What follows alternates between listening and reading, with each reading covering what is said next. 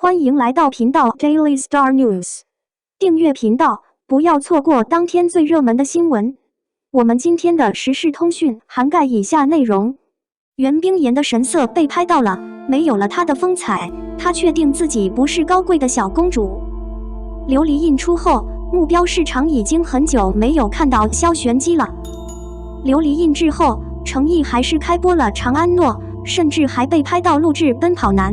不过袁冰妍的台词已经安静下来，现在也不再出现在公众面前。而昨天，所有人迟早都注意到了袁冰妍，因为袁冰妍小姐迟早确认了，她被邀请参加某品牌的活动。袁冰妍的样子被拍到了。袁冰妍这次也参加了盛会，也成为了盛会的焦点。事实上，袁冰妍现在已经不再是那天参加活动的最简单的名人，但许多人的目光一直在她身上。在琉璃印完之后，现在袁冰妍的兴趣大增，从一个现在已经没有多少人知道的小演员，已经成长为一个巨大的名人。而这次袁冰妍似乎身临其境，也穿得很精致。她穿着一身轻松的黑色连衣裙，搭配吊带裤，长长的卷发和过时的紫色嘴唇。她变得温和，但发现有点性感。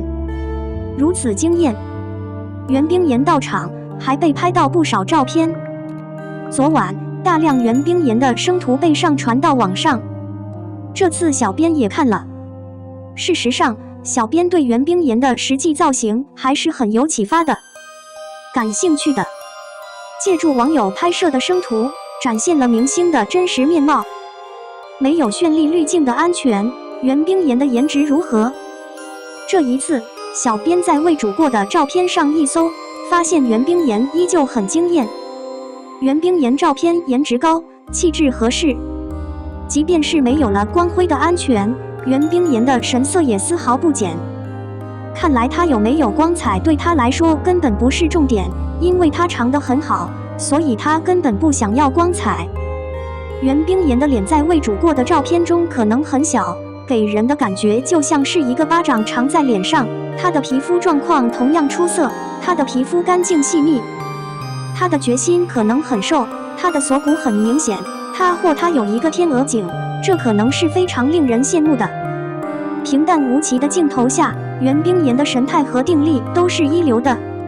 这一次让小编最大的惊喜，变成了现实中袁冰妍的气质。之前看袁冰妍的琉璃，一般都觉得她变成了糖果可爱的小女孩，因为戏里面多穿了一件仙女装。她演的是一个可爱又随和的角色，所以在小编的印象中，她是个堂堂少女。但这一次，当我注意到袁冰妍的风格后，小编发现她也能驾驭任何其他风格。袁冰妍穿上一袭黑色长裙，涂上紫唇后，觉得剧中绝无仅有，她成了高贵的公主。袁冰妍过分像高贵的公主。在网上发布的这波图片中，小编这次分析了一下，想请教你确定这不是高贵的小公主吗？袁冰妍的魅力和气质绝对是小说中的高贵公主。像这张照片，袁冰妍的身份十分凝重，双臂抱在身前，目光直视前方，腰身挺直，身材凹凸有致，散发着温和的魅力，着实令人惊艳。袁冰妍这次出席盛会，显得庄重仁慈，散发着一股女神气息，让不少人类对她充满好奇。就像这张照片，你可以看到袁冰妍在众多人的帮助下被包围，站在中心，光芒四射，成为最闪耀的名人。她对所有人甜甜一笑，小说里的公主们不都是这样对待的吗？袁冰妍时尚大方，她气质出众，难怪她这次可能是整个场合的焦点。毕竟那种惊艳又气质的小姐姐，谁不喜欢呢？看到这次袁冰妍的剧照，小编真的长成了她的粉饼了。尤其是袁冰妍转过头来的这幅画面，这一次真是让我的心脏跳动了一下。我爱于安冰妍的这个高贵小公主的模样。这次我真的需要向造型师展示鸡腿。你怎么看？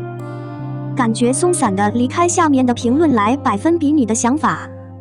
02，严守底线，做人可靠。期待程毅先生独特的角色形式全新演绎，向所有监狱工作人员致敬。让我们来观察周以安坚守大拇指法则的最低线。天下难，人心险恶。做人的最低线在哪里？有人类的地方就有江湖，没有人能逃过。不管你是富贵还是卑微，你都需要经常保持一种精神，以维护正义的稳定和法律准则的最低线。与程毅和周以安一起，我们能够提高我们的真实愿望，并保持我们的使命。底线所提供的生活方式反应图可能非常丰富和复杂，有悲欢有喜，有起有落，有大起大落，但公平和正义是生活方式的基本色彩。这部剧太棒了，众多人的演技都在网上，剧情的气氛很励志，特别的肯定，特别的感人。周以安惊呆了，他是一个年轻有为的人，他的演技和他的主子相比一点也不逊色，是很棒的。主要关注点的制作力求对个体的存在进行深刻的归零，慎重选择与个体存在紧密相关的案例作为创作理由，并运用明智的创作策略进行合理设计。故事并描绘了法律和秩序发展的真实本质，剧情充满张力和人物，它是完整的，实际上可以获取和替代人群，并构建最极端的同情和回响。投入主旋律和积极努力。为了在个人的灵魂中建立良好的地位，重要的是要处理好面纱、教导和口号。主要关注的精力充沛、精彩绝伦的周以安，给人的感觉格外亲近，整体上与人的性格非常契合。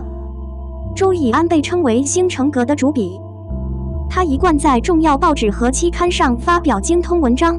20多岁时，他有效地加入了党，并成为了指定的权威。艺人正在努力破译这部作品。程毅的演技真的可以贴近生活，所以我们可以站在人群的角度去看他们所有的作品。程毅，你应该多演现代剧。首要关注的是小西装一身顽固，嘴巴甜甜的走来走去，甜甜的，爱唠叨的，傲慢的，撩人的。愿我们这些和周以安差不多黑，努力活下去的人，都可以善意的笑，不急，有人爱你，你的心所需要的，令人愉快的首要关注。看完这部剧，第一感觉就是真实、理性，异常贴近生活，贴近生活。恰巧，这个召唤非常迷人，实用且非常人性化，并且情节的节奏快速而最小。我无法理解所有考虑的事情。还没看清现实，就觉得周以安是个帮手，没想到是个皮包子，哈哈哈。首要关注使生物工作环境变得严肃而充满活力。剧中的基层权威与普通民众对话，具有深刻理解人、表达人话、理性、做事、幽默风趣的能力。相似搭档的欢快场面，不可避免的争吵和毁灭，也成为了作品的一大特色。03台卖王一博陈晓合奏238元，网友直截了当割韭菜。现在有一些别的东西，更多的追星族、年轻的学生，但也有一些有消费能力的成年人，所以流量明星已经成为媒体的标准。目前，连权威舞台都开始直截了当割粉丝韭菜，心态火爆。近来，优酷的舞台也因为这件事而引起了巨大的争论和嘲讽。怎么了？如果你是电视剧《冰雨倾城》的观众，你会不会花200多块钱去买主播王一博和陈晓的合奏？优酷舞台发布了围绕《冰与雪花》的内容思维游戏的成交数据。最初购买边缘的1000名幸运购买者将有机会获得剧中角色的合奏部分，或者至少将一套服装分成2部分。1000名买家，这不是什么。当局还特别强调，这些合奏部分是真正的艺人穿的，未洗过的衣服有艺人的第一位。这些服装融合了王一博穿的牛仔外套和衬衫，以及陈晓穿的深色裤子。权威人士还说，因为没有洗，衣服上可能会有一些乱七八糟的地方，请谅解。消息一出，引发网友热议，不少追星者对此嗤之以鼻，是艺人为角色服务，还是角色为艺人服务？录制只是为了噱头吗？怪不得现在这么烂的节目数不胜数，谁能拍得好？的确，即便是偏爱艺人的人群，也表示受不了这种行为。艺人不是无敌的，人群凭什么为自己穿的旧衣服买单？原来如此，对人群不礼貌。想吃东西都太恶心了。一件衣服卖238，有人看到这个礼包不只是装一套，还有其他的东西，但是这些东西的价值不高，成本极低。最大的发明应该是这些艺人所穿的合奏作品。网友们说的并不稀奇，剧中的服装都是朴素的服装，有穿过，有没有洗，成本也不高。现在剪成很多块，一件衣服可以卖上一大笔钱，其实是一个合理的设置。有网友表示，这样的东西还卖？你相信这种计划最初是由一个喜欢购买独特服装的可怜男人策划的吗？即使是2位艺人的狂热分子，也无法承认训练应该是电视剧的郊外。其实这样的练习正在消耗真正的艺人。以前这种行为是正常的，曾爆出飓风时代的工作人员拿走了工匠们穿的衣服，而这些专家都是未成年人，不知道主办方的思路。而且蔡依林吃过的馒头被卖了，张学友用的马桶座也被卸下来了，朱智新穿的袜子，这还不算什么，官方还特意强调这些戏服碎片都是演员亲自穿过，并且未经洗涤的服装，带着演员的原味。这些衣服包括王一博穿过的牛仔外套、T 恤，以及陈晓穿过的黑色长裤。官方还表示，因为未经洗涤，所以服装上可能会带有一些污渍，敬请谅解。这条消息一出，就引发了网友的热烈讨论。不少追星的人对此嗤之以鼻，到底是演员服务角色，还是角色服务演员？拍戏就是为了搞噱头吗？难怪现在的烂剧那么多，谁还会花心思好好拍戏？就连喜欢演员的观众也表示受不了这样的行为。演员并不高人一等，为什么观众要花钱买他们穿过的旧衣服？太不尊重观众了。算盘珠子打得我在国外都听见了。吃香也太难看了，一块破布卖238。有人注意到，这份礼包并不是单包含一块戏服碎片，而是还包含其他物品。不过这些东西的价值都不高，成本也很低，最大的噱头肯定还是这些演员穿过的戏服碎片。网友说的不是没有道理，剧中的服装都是一些平价的服饰，而且都已经穿过，还是未经洗涤的，价格并不高。现在剪成上百碎片，一件衣服加起来能卖出几万元，真是好划算的生意。还有网友表示，这种东西也卖，会不会想出这种策划的本来就是喜欢买原味衣服的猥琐男？甚至还有网友表示，这样的活动简直像私生饭会做出来的事情，即使是2位演员的粉丝也不能接受这种做法。说是电视剧的周边，其实这样的活动就是在消耗演员本人。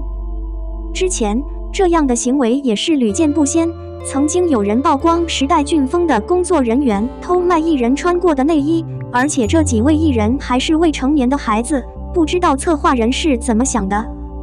还有蔡依林吃过的烧饼被拍卖，张学友用过的马桶圈也都被拍卖，朱智新穿过的袜子。这些行为还都只是个人行为，虽然应该受到谴责，但是毕竟可以理解为是粉丝对偶像的狂热喜爱，而官方亲自下场，以这样的方式赚钱，就太不可思议了。有网友表示，所有视频平台里就优酷收费最多最贵，他们有那么缺钱吗？近期优酷的会员价格上涨，电视剧中精彩一点的戏份，比如说吻戏、大结局等等，也全部都要放在收费包里另外收费。有人表示，这件事情里面最惨的就是王一博和陈晓了。确实，演员不缺这点钱，就算赚了钱，最后也都归优酷和片方所有。挨骂的却是2位演员，平白消耗了他们的路人缘，真的妥妥的背锅侠了。据悉，这已经不是优酷第一次售卖艺人的戏服了。在《山河令》播出之后，优酷曾经拍卖过艺人穿过的戏服，但是并不是碎片，而是完整的戏服。还卖出了高价。不过优酷以公益的名义捐给了公益机构，也算是解决了戏服闲置和浪费的问题。如果说上一次是合理行为，那么这一次优酷的行为就太迷惑了。可能是因为产生了太多吐槽的声音，目前优酷已经下架了这个活动。对此你怎么看呢？